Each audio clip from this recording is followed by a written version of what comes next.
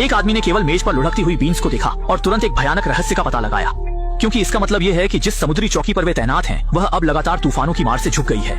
यदि समय पर पीछे नहीं हटे तो यह चौकी देर सवेर ढह जाएगी और तब वे भी मौत से नहीं बच पाएंगे। लेकिन सबसे भयानक बात यह है कि अब यह 4 सदस्यीय दल समुद्री चौकी पर 2 साल से अधिक समय से तैनात है और उनके पास खाद्य और पेयजल बहुत कम बचा है। लेकिन अजीब बात यह है कि नियमों के अनुसार हर 2 साल बाद वरिष्ठ अधिकारी नए साथी भेजते हैं ताकि वे उनकी जगह ले सकें। लेकिन अब तय समय बीत चुका है, फिर भी बदली करने वाले साथी अभी तक नहीं आए हैं। जब सभी लोग मायूसी में घिरे थे तो गश्त पर मौजूद श्याओ हाई ने डर के साथ देखा कि समुद्र में थोड़ी दूरी पर एक संदिग्ध जहाज धीरे धीरे पास आ रहा है। लेकिन अजीब बात यह है कि रडार ने उसे पहचान नहीं पाया।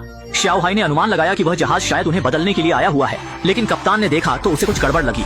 चूंकि वे यह नहीं समझ पा रहे थे कि सामने वाला दुश्मन है या दोस्त, कप्तान ने अलार्म बजा दिया और तीनों को तुरंत लड़ाई की तैयारी करने और तोप को उस अज्ञात जहाज पर निशाना बनाने का आदेश दिया।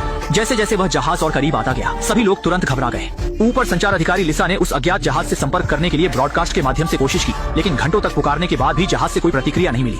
जब सभी कप्तान के तोप चलाने के आदेश का इंतजार कर रहे थे तभी कप्तान ने अचानक अपना मन बदल लिया और तुरंत पिस्तौल निकालकर श्याओ हाई को दे दी और उसे नाव से जाकर स्थिति की जांच करने का आदेश दिया।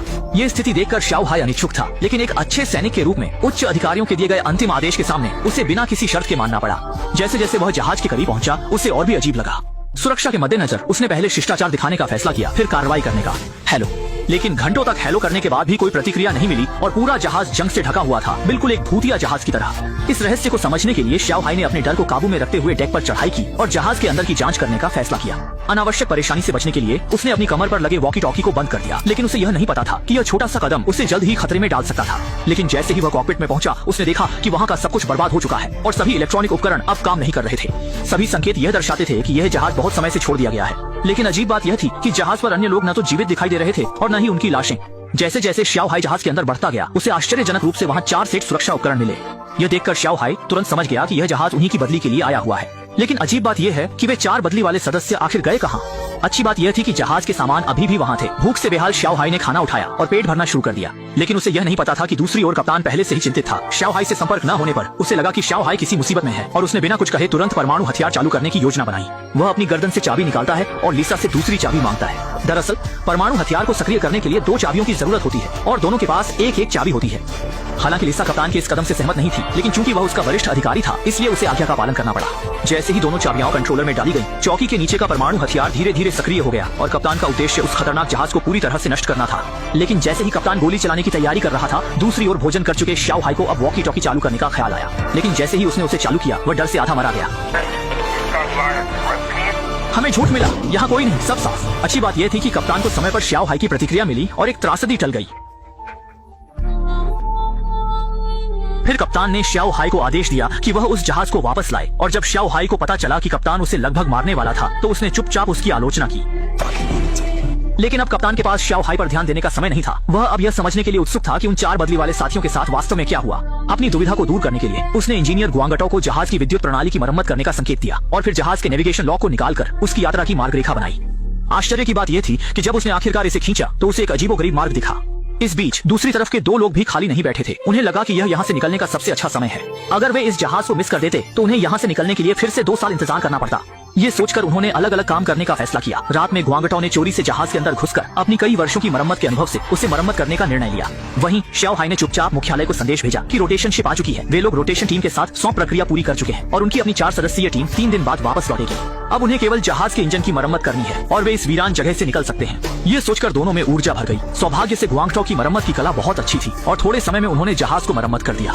दोनों ने सोचा कि वे अब आखिरकार यहाँ से निकल सकते हैं, लेकिन जैसे ही वे जहाज से बाहर निकले उन्होंने देखा कि कप्तान पहले से ही बाहर इंतजार कर रहा था और तुरंत ही उन्हें एक अजीब आदेश दिया, क्योंकि जब तक नए बदली साथी नहीं आ जाते चौकी पर किसी को रहना चाहिए और सभी को अपनी अपनी स्थिति से हटने की अनुमति नहीं थी। और फिर उन्हें उस जहाज को उड़ाने का आदेश दिया। लेकिन इस बार गुआंगटो सीधे गुस्से में आ गया। उसे लगा कि कप्तान का यह कदम निश्चित रूप से आत्मघाती है, क्योंकि यह शायद उनका यहाँ से निकलने का एकमात्र मौका था। गुआंगटो किसी भी कीमत पर गोली नहीं चलाना चाहता था। जैसे ही उसने अपनी बात खत्म की, कप्तान ने उसकी कान में गोली मार दी। कप्तान का इरादा मजाक करने का नहीं था। यह देखकर श्याओ हाई ने मजबूरी में जहाज को उड़ा दिया और कप्तान का यह कदम जनता के आक्रोश का कारण बना। पीछे से लिसा ने तेजी से हमला किया और तीनों ने मिलकर बेहोश कप्तान को घसीटकर एक कमरे में बंद कर दिया और लिसा ने इस मौके पर कप्तान की गर्दन से 2 परमाणु हथियार की चाबियां निकाल ली। अगले दिन सुबह श्याओ हाई खाना लाया। वह यह जानने के लिए उत्सुक था कि कप्तान ने उस जहाज को क्यों उड़ाया, लेकिन फिर कप्तान ने उसे एक बहुत बड़ा रहस्य बताया। असल में वह जहाज 3 महीने पहले ही रडार में दिखाई दे चुका था, लेकिन जब वे चौकी पर पहुंचकर सौंपने की तैयारी कर रहे थे तो अचानक मार्ग बदल दिया और गलत स्थान पर जाकर रुके रह गए। यह स्पष्ट था कि किसी ने जानबूझकर जहाज के लिए गलत स्थान प्रदान किया था। तो कप्तान को शक है कि जासूस या तो लिसा है या गंजा आदमी। इसीलिए उसने दृढ़ता से निर्णय लिया कि रोटेशन शिप को नष्ट कर दिया जाए ताकि जासूस को मीनार छोड़ने से रोका जा सके। लेकिन अब छोटा काला किसी भी तरह से कप्तान की बातों पर विश्वास नहीं करना चाहता। अचानक बाहर का गंजा आदमी क्रोधित हो गया और उसने लिसा का गला पकड़ लिया और उसकी गर्दन पर से 2 परमाणु हथियारों की चाबियां छीन ली।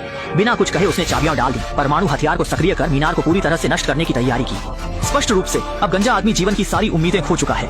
जैसे ही स्थिति अत्यधिक तनावपूर्ण हुई, छोटा काला समय पर पहुंचा और गंजे आदमी को शांत रहने की सलाह दी। अगले ही पल गंजा आदमी वास्तव में अपने हाथों की गतिविधियों को रोक दिया।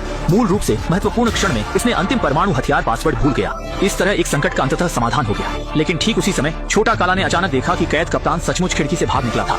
लेकिन यहाँ व्यापक समुद्र के बीच में अब कप्तान कहाँ छुप सकता है। अगले दिन जब छोटा काला मछली पकड़ने का जाल खींच रहा था, वह भयभीत हो गया जब उसने देखा कि उसमें एक मानव हाथ उलझा हुआ था।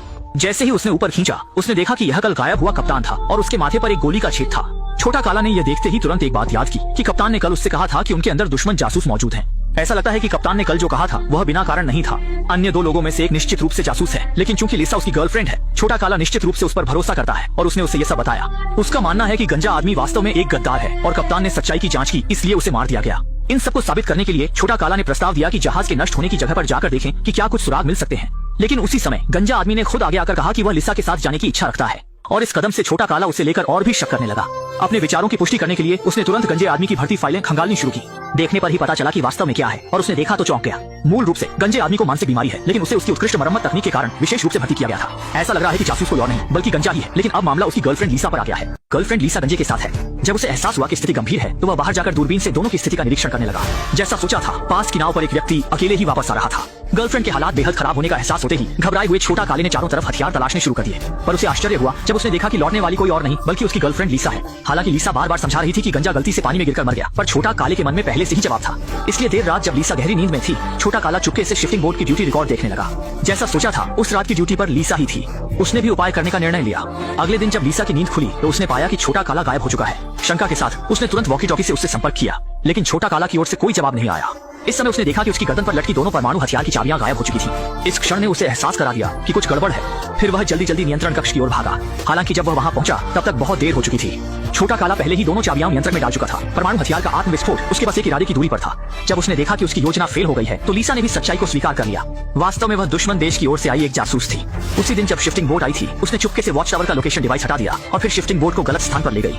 अंत में उसने साथी की तरह चुपके से शिफ्टिंग बोट के करीब आकर बिना उन 4 लोगों को प्रतिक्रिया करने का समय दिए गोली मारकर उन्हें मार डाला। और उसने यह सब इसलिए किया ताकि वह वॉच टावर में रह सके और कप्तान की परमाणु हथियार की चाबी प्राप्त कर सके, जिससे संगठन इस वॉच टावर के परमाणु हथियार को नियंत्रित कर सके। उसने सोचा था कि यह योजना बेहतरीन है, लेकिन अंत में छोटा काला ने उसे पकड़ लिया। लेकिन 2 साल तक साथ रहने के बाद वह पूरी तरह से छोटा काला से प्यार कर बैठा। लेकिन उसी समय वह अपना मिशन भी नहीं छोड़ सकता था। हालांकि लिसा ने खुद को दयनीय दिखाया, लेकिन इस समय छोटा काला उस पर विश्वास नहीं कर सकता था। उसने बिना कुछ कहे परमाणु हथियार का स्विच दबा दिया और फिर शांति से मौत का इंतजार करने लगा। समय के साथ एक सेकंड बीतने के साथ दोनों को आश्चर्य हुआ कि यह तथाकथित परमाणु हथियार वास्तव में नकली था। यह केवल ऊपरी अधिकारियों द्वारा विरोधी ताकतों को डराने के लिए फैलाई गई एक धुंध थी। हालांकि एक परमाणु हथियार संकट टल गया था। अब वे वॉच टावर पर फंसे हुए थे क्योंकि एकमात्र शिफ्टिंग बोट भी पहले ही उड़ चुकी थी। लाचारी में दोनों को फिर से साथ आना पड़ा और वॉच टावर में एक मीठी दुनिया में रहना पड़ा। और इसी के साथ फिल्म का अंत हुआ।